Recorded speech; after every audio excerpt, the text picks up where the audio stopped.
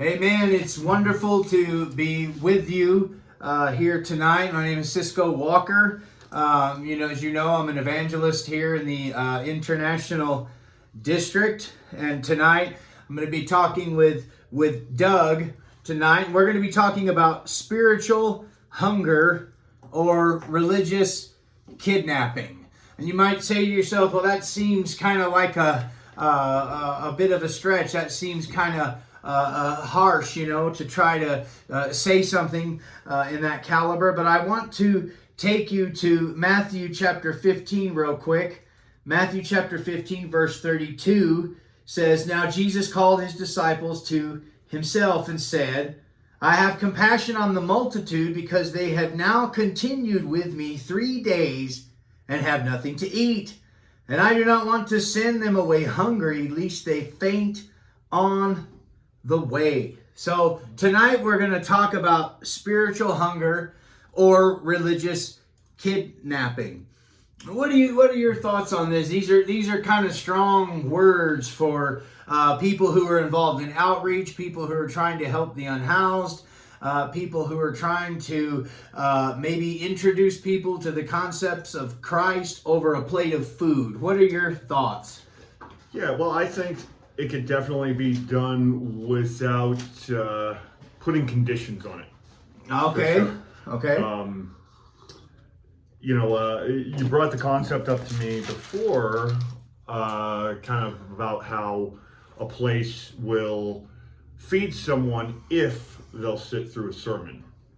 Yeah, they do. Yeah, that actually reminds me, going to the pop culture references here, there was an episode of Rick and Morty, where Rick and Morty, they end up on this planet, they're doing a purging ritual. All right. On this planet. One night a year, everybody can break all the laws they want. But they were trying to set up a beacon somewhere, so they go to this lighthouse. The guy tells them that he doesn't take part in the festival, and they're like, great, well, can we set up our beacon here? And he's like, well, you can set up your beacon if you listen to my tale. So as it turns out, Morty has to sit and listen to his tale, which turns out to be a movie script. Oh, now, I see. Now, when he finishes up, the guy tells him, just tell me what you think. You can be as hard as you want. I want to improve my writing. The second he started getting critical, the guy tried to kick them out. Yeah, and that happens all the time in a lot of these outreach settings. Some people, Brother Doug, they may not know what we're talking about, but the pattern for most outreaches, especially in International District or any pocket of poverty, really is to provide spiritual food before the physical food. Before a hot meal or even a sack lunch is given out in the name of Christ, a sermon, a discourse, and some would even dare to say a diatribe is given or proclaimed. And in most cases, attendance, enthusiasm, and zealous participation is required, or look the hell out. Yeah. Right? So you experienced this? I know that you have. You've been a lot of places, you've had ups and downs. Yeah. But how accurate is this little synopsis of spiritual hunger here? Well, I think it can happen, and ironically, I kind of feel like it's usually a case of a pastor that has a tough time relating the material. Yeah. It's one of the things that they say concerning good teachers. Good teachers know how to relate the material. Yeah. So.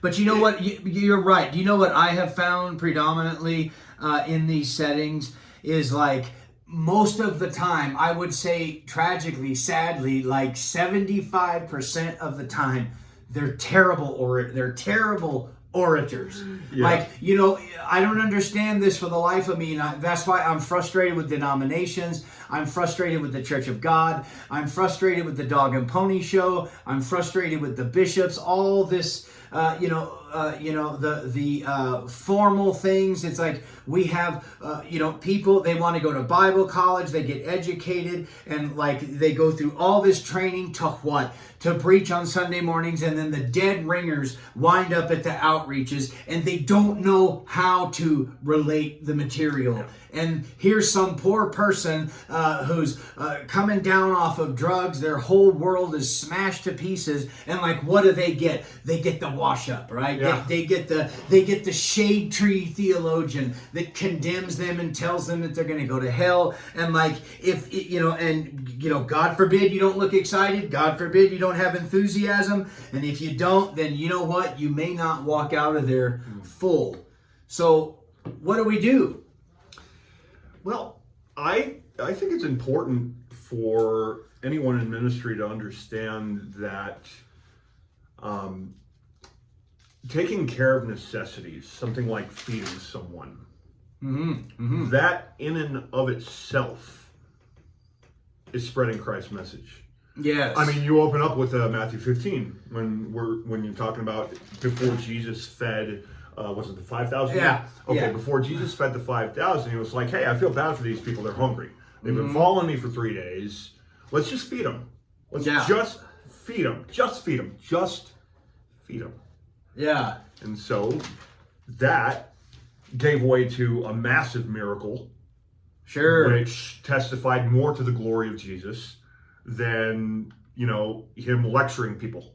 And what's interesting is that like texts like this one found in Matthew, I believe it's found in all four, the Synoptics and the Gospel of John. Like this is the blueprint, this is the pattern for like the last, I would say 100 years or maybe even more, where ministers and churches are like, you're going to sit through it. And if you don't sit through it, you can't have your pudding. If you don't eat your meat, you laddie, yes, you, right? Stand still. Stand still, laddie. Listen, right? Like you know what? It's so interesting to look at cinematography, to look at pop culture, to look at like Roger Waters' his interpretation of The Wall. Like I'm not sure, I doubt that had anything to do with the presentation of the gospel, but it's like a angry parent lecturing a downtrodden misfit or brat. And like many, many, many times it comes off this way, because I've heard major portions of the unhoused use words like this: weaponizing hunger, religious kidnapping, preaching to a captive audience, that these preachers and ministers, we come in here and they're simply holding us hostage. Now, I would ask you to elaborate on how you said showing the love of Christ was meeting those basic needs, because I believe that's 100% accurate. Yeah, well, as God often does, he tends to be pretty practical, and God tends to take care of our needs in a way that's subtle. Fill the gut up. All right, well, now you feel good. You feel good. Your belly's full. Yeah. And that just kind of prepares the body, for the brain to be ready to receive, Yeah. And even Pastor Chuck, like that's one of the reasons that Pastor Chuck, there was some times where like I struggled and like I had my heart was hard and I had a bad, rotten attitude.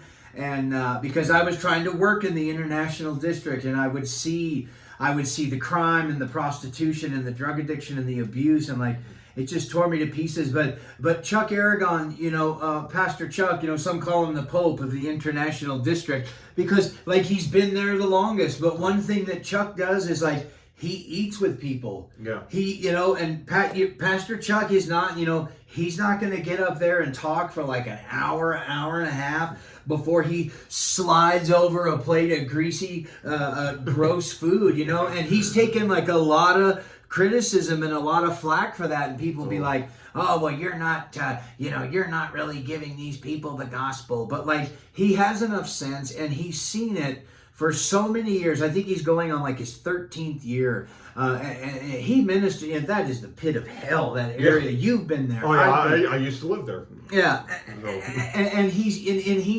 through trial and error, being led of the Holy Spirit. I believe it's a little bit of both, but he's come to the conclusion that like people just let people come.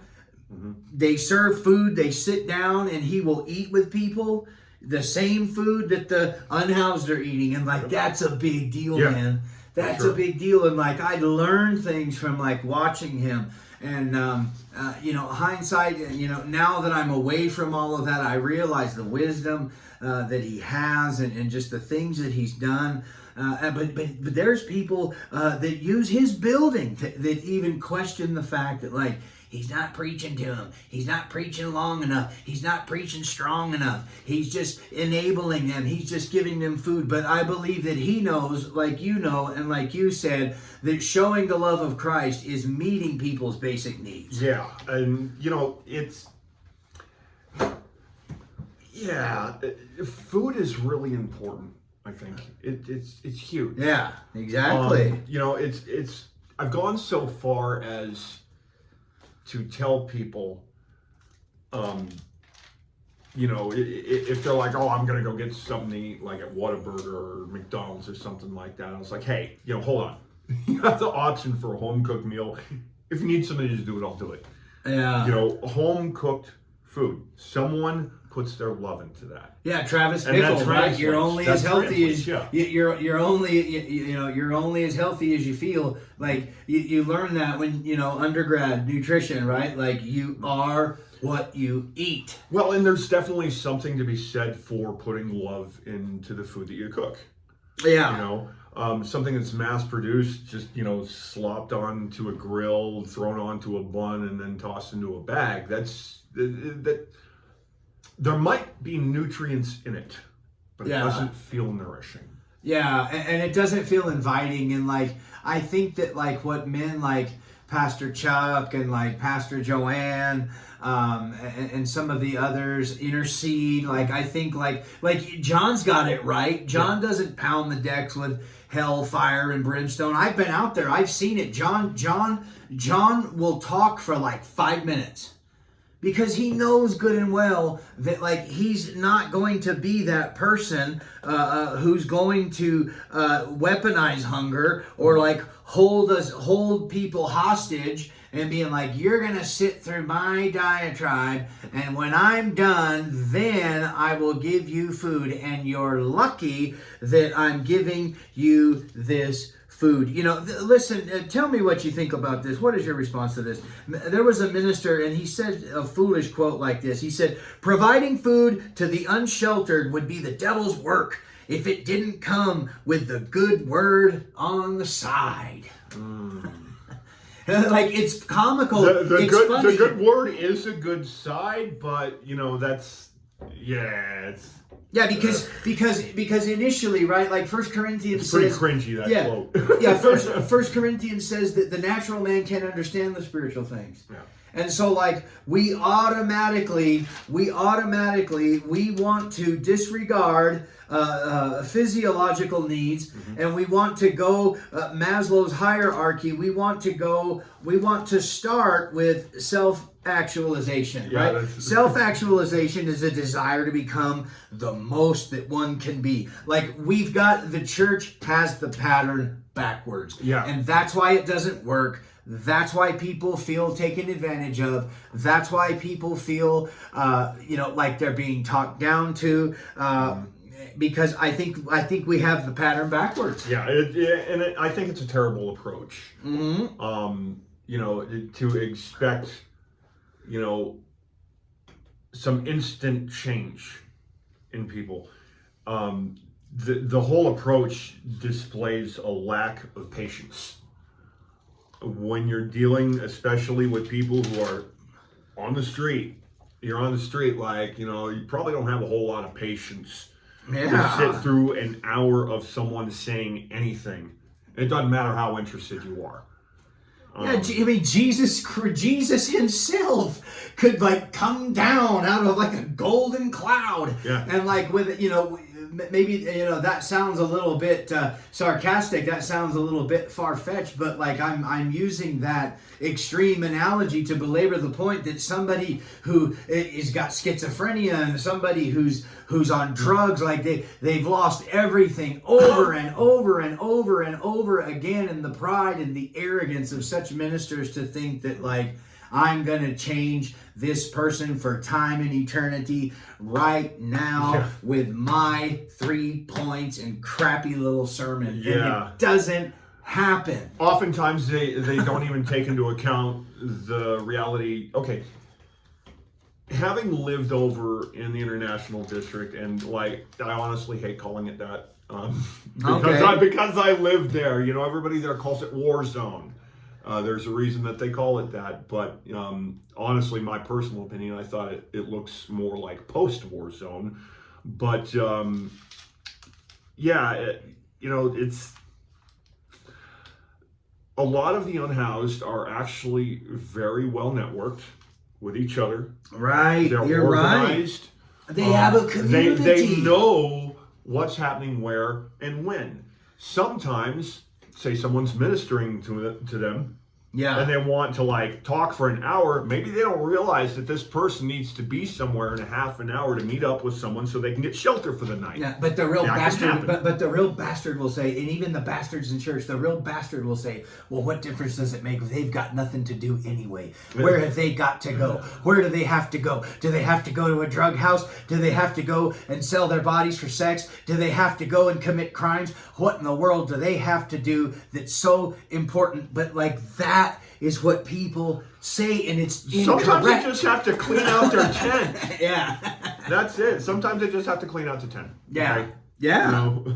You're right. The unhoused, they're a community, and they're generous with each other. Mm-hmm. Like the other day, they're generous with outsiders. Actually, this is that's absolutely true. This is funny because one time I was down at the Circle K on Central in Wyoming. And I was walking back, and there was a fella who asked me for the time of day. And I checked my phone and told him. And he's wearing a Dallas Cowboys hat. And pointing it out, it was during the middle of the season. I was like, yeah, the Cowboys are doing all right this season. Are you a fan? And he's like, no, I'm actually a Denver fan. I'm like, oh, rough times for you, man. Yeah. But, when I expressed that I was a Cowboys fan, he took the hat off and he gave it to me. Yeah, isn't it amazing? He just gave it to me. Isn't it amazing to see that? It's amazing to see that, like Romans talks about that, where the law of God, and even arguably the love of God, is inscribed somehow as a seal that is set upon the human heart. And even though that person doesn't know Christ, but we don't even know, we just assume that like they don't know him. But like we don't know, and like that's where we get into trouble, when we think that the unhoused are not intelligent, when we think that the unhoused don't have any place to be, when we think that the unhoused need our religious services. Yeah. And like one thing that the church is terrible at is like we judge the unhoused and we think that they don't know anything. But they're very, very intelligent people. They know what's going on. They're observant. They're watching you. They're watching their back. They have to be. Yeah. They have to be. Like, explain that. I've been, as you put it, unhoused before. I wouldn't have called it that. I wouldn't have even called it homeless at the time. But I have. There's so many different degrees and categories. Yeah, but go ahead. I've been in that position, and it kind of rewires your brain to survival mode. You become substantially more observant because you're looking out for threats. Because if you're unhoused, you're in the open. Yeah. You're exposed to everything. And if somebody decides to come by and they see something on your person that they like, they might want to take it from you. Yeah. So your head's on a swivel at that point. And you kind of end up training yourself to be vigilant. Mm-hmm. And so, you better be. Right? Yeah, you have to be, or you're going to get hurt. Yeah, because we were talking about this not too long ago. I talked about this kind of with a friend of mine. Where like Alex and his droogs can be like coming around the corner, and like, but most of the times it isn't outsiders like that. it's predators, right? That are amongst the own within the community. A person could have a sex jacket. A person could have done something to like a girl or like another guy, and he's got a bad name or he's got a bad like mark upon him, and like you better be careful because. And sometimes people will just throw a cinder block on your head while you're asleep, just for fun. Yep. Like, I don't think that people really, excuse me, I don't think that people really realize the literal hell, confusion, torment, and victimization that the unhoused experience, like on a day-to-day basis. And so, therefore, when they come into, quote, the house of God or a Christian outreach, it's hard to sit there and listen to a minister that's usually really, really terrible to Often begin pretty with. dry, yeah. Yeah, because you know what? So maybe you can help me with this question. Maybe you can answer this question. Like why aren't our ministers in the Church of God, Assemblies of God, Foursquare, Presbyterian, Catholic, even like how come none of those guys want to go in and do this kind of work and like offer their skills and offer their oratory ability? Everybody wants the Sunday morning. Everybody wants the big shot. Everybody wants the big show. And that's sad because there's so many people that need something good and they need to hear a person who can speak well. Yeah. That is a really good question. The people who are good at it and meant for it. I think sometimes perspective makes a big deal. Makes a very, very big deal. Sometimes people who are good at those sorts of things, they come from a relatively privileged life. And I hate to use that term, I really do. Yeah. But, if you grow up a suburbanite, in the church and you end up becoming a minister, that's great. That's great. But someone from that background really doesn't have a whole lot of perspective on the unhoused and poverty. But sometimes that street cred can make it even worse. Because I've seen that before. And I've seen like these tecatos for Jesus, vatos for Jesus, and they go, they go, they put on services and they're like, hey, let me tell you, bro, I was down and out like you, Holmes, and I was this and I was that, and you need to change your, and sometimes like all you need is a person. They may not have street cred. They may not have street credentials. They may not have hit old ladies over the head with a cinder block and taken all their money, but they have the love of Christ that's been shed abroad in their heart, and they actually want to be there, and they actually want to talk to somebody instead of just telling everybody, hey, I was over here in the slums Saturday night, or our church was over here in the slums Sunday morning, and look at what we did. Watch it on Facebook, get likes. Yeah, that's sad, but performative. But it's become batting cage. Well, I'll tell you, batting cage preaching. Yeah. Well, something the pastor here had told me. I had actually, when I first started coming to New Life, I really had a problem with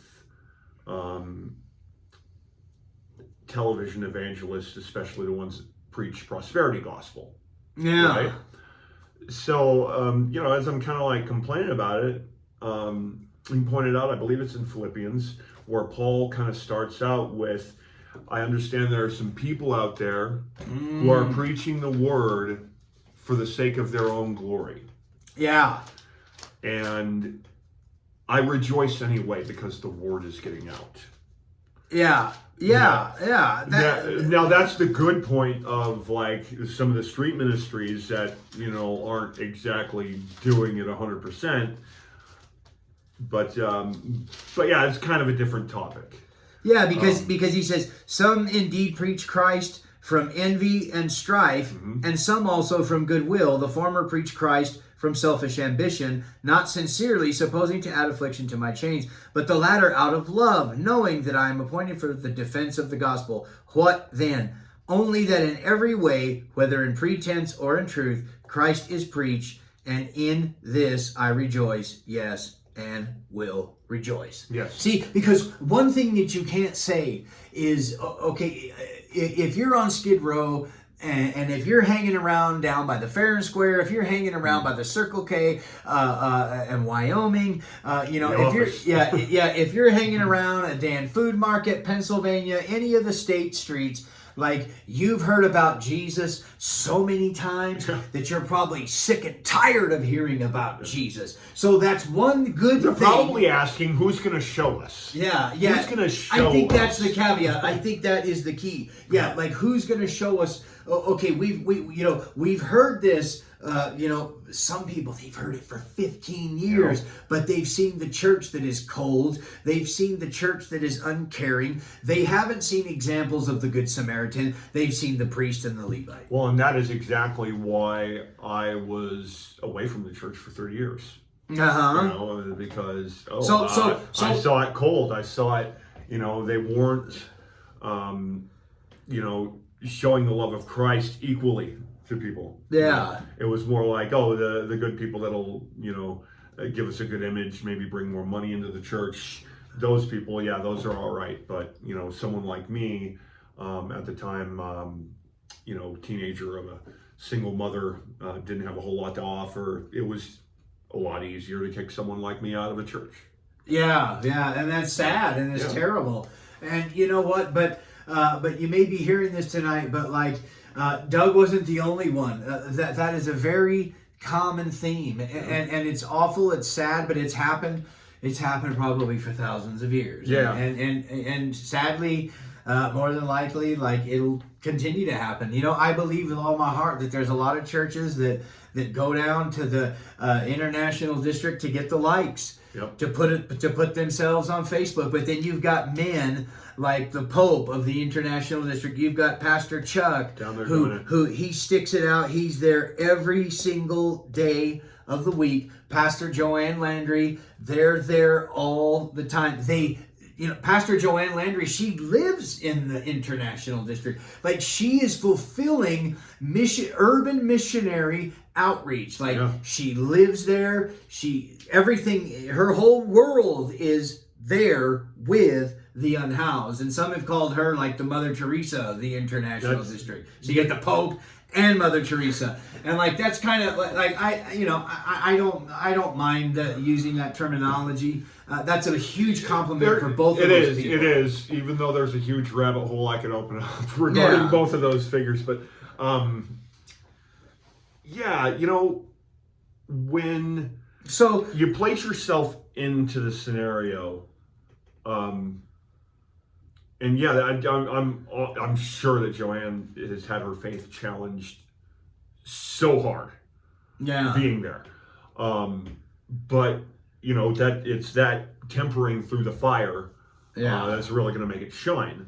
But the reality is, she's probably had a great deal of stress, a great deal of doubt. Her program is a little bit different. I don't believe, she doesn't hold people hostage, but she has, if you're going to get in the Compassion Center, you have to be serious. Mm-hmm. You have to be serious, and you have to agree to these, religious services. And if you don't want to do that, then that's not the program for you. Yeah. So you have this strange dichotomy. You have these polar opposites. You've got Pastor Joanne, really focused, really disciplined, really clear and straight about what to expect. Mm-hmm. And then you've got God's Warehouse, whereas God's Warehouse is just come as you are, eat, get some clothes, eat with Pastor Chuck. Pastor Chuck's got live music going on, and I play there. It's like one of the greatest places to play in the city. It's wild. There's dogs. There's dogs that fight. There's people that get upset. But you know what? There's nothing like it. Yeah, I think there's Because like, where else are you going to go to be like, I've seen it like when I've played, and I never play like morose songs. I never play worship songs. And you say, well, why don't you play worship songs? Because worship songs are for Sunday morning. Yeah. These are people, good people who are addicted to drugs. Like, they need something positive. They need something happy. They need something exciting. Don't play in a minor key. Play in a major key. And I've seen people that will dance. I've seen people with mental illness, more probably like schizophrenia, and just for a few seconds, like, they'll forget about where they are, the hell that they're in, and music will take them to a positive place, if only for a few seconds. And that is priceless. Yeah. There's nothing like the peace that you can get through music. And honestly, that's probably why I don't busk anymore. It's because everything I know is in a minor key. I think there is something to be said for Joanne's approach. That, if you don't want to go by the program, it's not the program for you. And I think that's fine, that something like that is offered for someone who's a little bit more serious. Yeah. So you got God's Warehouse there, available to everybody. And then you have Joanne's ministry that is like, hey, if you want to step up your game in following Christ, then here's this option. Instead of just like hoping you get some time with the pastor amongst all the other unhoused.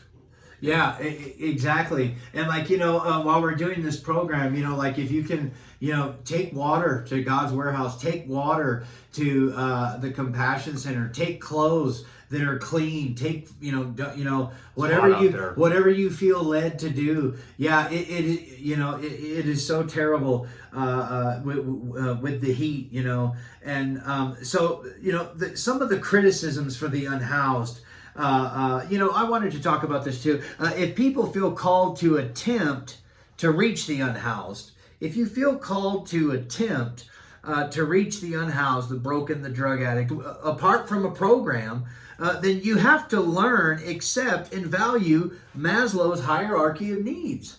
Right? We have to know that physiological needs, air, water, food, shelter, sleep, clothing, reproduction, like, if you don't have these, like, you're never going to like be able to pay attention or concentrate on what somebody's saying. It doesn't even have to be a preacher or the gospel. It can be a traffic light, whether or not to walk, whether or not the traffic light changes. Yeah, I mean, the physiological needs are, that's your foundation, so like, if you're lacking in any of that, the structure isn't going to hold up. Yeah, yes. Now, to be fair, there are times where like the Holy Spirit will break through. Somebody can just fall on their knees in the dining room of a Salvation Army or an outreach ministry or down on the concrete that smells like urine and feces, because like that's what we deal with in Albuquerque, and they can actually get saved. And they can actually invite Christ into their heart. But most of the time, I wish that happened all the time. I wish that happened every time that we served. I wish that happened every time that we went out. But most of the time, it doesn't. Well, I kind of feel sometimes when people make the decision based on a moment of an emotional high. Okay, explain. So if someone gets emotionally worked up, and I've noticed this amongst Christians as well, that when you're getting that spiritual high, your focus ends up becoming the high. Okay? Yes. And especially if you're dealing with drug addicts. Yeah, so like parable of the sower. Yeah. If you're just like all about the spiritual high, when that starts tapering off, you get really, really disappointed. Yeah, then what do you do, right? Yeah. So like, one of the reasons I haven't really shared my testimony a whole lot, is because it's kind of boring. Yeah. I just kind of came to the conclusions. And I think, I feel really solid in my faith because of it. That, I didn't get all worked up and emotional and be like, oh, my life's going to just be completely ruined if I don't follow Christ. I was like, no, what? This all makes a lot of sense. It just makes sense. Possibly you had clarity that was brought upon by the power of the Holy Spirit, and you probably had time. Yeah, I had plenty of time. And you didn't have somebody there with the, with the Christian Trinity cattle prod, poking you and jamming you and whipping you into shape. Like you had time to, when the prodigal son realizes where he is, he realizes that he's in the mud with the pigs, surrounded in feces and urine. But it says that he came to himself, and it says that he got up and he made the journey back to the Father's house. And sometimes it's a journey to get back, but we want people to come back right here, right now, in my 30-minute slot, in our church's 30-minute slot, because the criticisms from the unhoused are these preachers are coming in, they're pounding the decks with hellfire and brimstone. Oh, they're beating us up again. They're humiliating us, and they're shaming us for a bowl of salty soup. They're beating us to a bloody pulp with their 1611 King James Bible for some moldy food that's past the due date. Yeah. And you're a real bastard. You're a real heartless bastard, right? You're a real religious fanatic will say, well, beggars can't be choosers. Well, you know what? I have a huge problem with that, because like when you're unhoused, no, a beggar can be a chooser. Yeah, if absolutely. you are following Christ, beggars can be choosers, because Christians are not supposed to do the same things that the worldly people do. But you've heard that before, right? Well, sure. Well, how can they complain? Well, let's consider this. Let's consider this as far as the unhoused go. I have said this for a number of years, and I've known this whether I had Christ in my life or not. There is always a way to get food. Always. Yeah. This is one of the funny things that I find when someone, says to themselves, oh, I want to start a ministry to feed people. Okay, well, that's nice, but there's plenty of food out there. Yeah. Not only is there plenty of food out there, but they can take matters into their own hands, get SNAP benefits, things like that. So it's actually doing a disservice to the ministry if you're feeding them, just meh food. Yeah. Because they could go get something better with food stamps. Yeah, and like if you want to get involved with the unhoused, if you don't have to reinvent the wheel. Yeah. When you try to reinvent the wheel, you want your wheel to be the best wheel. There's people that have been doing this in this city for 13 years, 10 years, 20 years. Go alongside and help those people. Yeah. But people say, well, I don't want to do that because we want our name on it and we want our church on it. And we want to, get involved with Intercede. There's so many of them. There's at least probably 10. Get involved with those. And that's where you'll really find out where people's motives are. And more or less, in a sense, you can make some predictions. It's kind of, I don't know if it's really Christian to do that, but you can kind of try to see where people's hearts are, because if you really want to help and you don't want anybody to, if you're not trying to steal the show, and it's like, if you are going to try to reinvent the wheel, then you better stay here for 20 years. Yep. You better live in that neighborhood. You better work with people day in and day out. And I don't know how you're going to do it. I don't know how you're going to afford it. You can ask Chuck. You can ask Pastor Joanne. You can ask some of these other wonderful people. It's given them ulcers. It's given them heart attacks. Right? I mean, the things that they have had to deal with, there is no money in it. There is no glory in it. There is no glamour in it. Don't reinvent the wheel. You will have to clean up human feces. You should have seen. Except that. Yeah, God's Warehouse, there was the 5-minute rule on the bathroom. Because, this was like, when I was there, it's still the height of the fentanyl epidemic. But I remember that people would go into the bathroom and somebody had to stand there and time it. because people were in there smoking fentanyl. And many times Pastor Chuck would say, they won't come out, they won't come out, they won't come out. And Pastor Chuck would walk back there and he would bang on that door and he would get them to come out. But rarely did I ever see him kick anybody out. I saw people cuss him out, talk bad to him, terrible to him. And an hour later they would come back and he would still show them the love of Christ. Like, I don't have that. Turning that other cheek, man. You know what I mean? Like I don't know how I know how he did it. He did it because of the love of God that is in him. But man, you talk about some difficult challenges. Yeah. So as we close up tonight, what are some of your closing thoughts about weaponizing hunger, holding people hostage before you give them a bowl of soup? Like, what can we as the church do better? Like, what can we learn from this? Well, I think ultimately patience. We need to be patient. These are all journeys, and we're walking them. There's only one instance in the Bible where anyone teleported. Yeah, translated. Yeah. Like literally teleported. Yeah. You remember? Elisha. I'm thinking of Philip in the New Testament when he Zotis. Yeah, when he talked to the Ethiopian eunuch. Baptized him, and the Ethiopian was praising God. He turned around and Philip was gone. Yeah, that's right. It says he was in the city he was heading to suddenly.